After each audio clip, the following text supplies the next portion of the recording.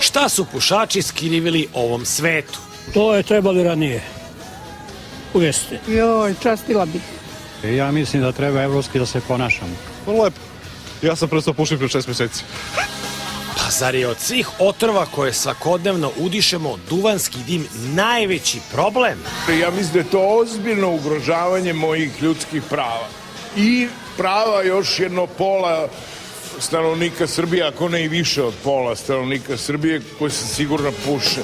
Srbija je pušačka zemlja i procentualno se nalazi pri samom vrhu svetske liste. Gotovo 30% stanovništva puše. Pa šta ako nam žute zubi, zagađujemo vazduh i imamo užasan zadah? I mi smo ljudi. Oni uzimaju ogroman porez na svaku paklu cigareta od mene i od svakog pušača, to im se dopada. Onda, gospodo, dopustite da ja uživam u svom poroku koji sam skupo platio pri tome.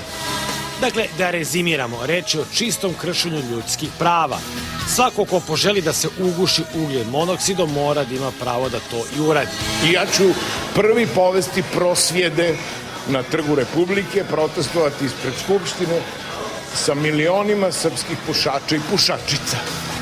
Ali ajde da napomenem, pušenje negativno utiče na potenciju, izaziva rak svih organa, ubija ljude u vašoj okolini, negativno utiče na... Ma imate sve napisano na pakli cigareta.